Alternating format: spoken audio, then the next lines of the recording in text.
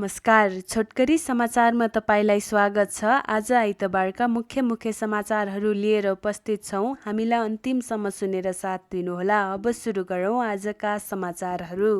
संविधान मिचेर आफ्नो सरकार ढालिएको भन्दै माओवादी केन्द्रका अध्यक्ष पुष्पकमल दाहाल प्रचण्डको आरोप। सामाजिक न्याय र आर्थिक सुधारको अभियान बिचौलिया र दलालले सहन नसकेको दाबी गर्दै कङ्ग्रेस र एमालेसँग नमिल्ने घोषणा।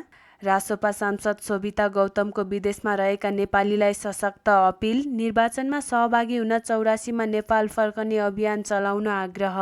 सरकार र प्रतिपक्षबीच न्यूनतम साझा साझेदारी अपरिहार्य भएको मन्त्री अजय कुमार चौरसियाको भनाई। अनावश्यक भ्रम फैलाउने प्रचण्डको व्यवहारले राजावादीलाई फाइदा पुगेको आरोप। राप्रपा अध्यक्ष कमल थापाले रविन्द्र मिश्र लगायत शान्तिपूर्ण कार्यकर्तामाथि गरिएको गिरफ्तारी अलोकतान्त्रिक र असंवैधानिक भएको बताउँदै तुरुन्त रिहाईको माग गरे। सरकारले लोकतान्त्रिक अधिकारमाथि हमला गर्दै झुटो मुद्दा लगाएर विचारको दमन गर्न खोजेको आरोप। कावासोती नगरपालिका 1 लोकाहा जंगलमा मोटरसाइकल दुर्घटना हुँदा शान्तिटोलका दाजुभाइ ईश्वर र सागर दर्लामीको मृत्यु।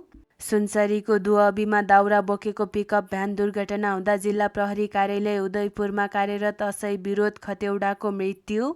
3 दिनको तनावपछि भारत र पाकिस्तान युद्ध विराममा सहमत। अमेरिकी राष्ट्रपति डोनाल्ड ट्रम्पले सहयोग गरे। भारत र पाकिस्तानबीच युद्ध विरामको घोषणा भए पनि श्रीनगरमा विस्फोट जारी। भारतले पाकिस्तानमाथि उल्लङ्घनको आरोप लगाउँदै शान्ति प्रक्रियामै प्रश्न उठाएको मुख्यमन्त्री उमर अब्दुल्लाहको चेतावनी।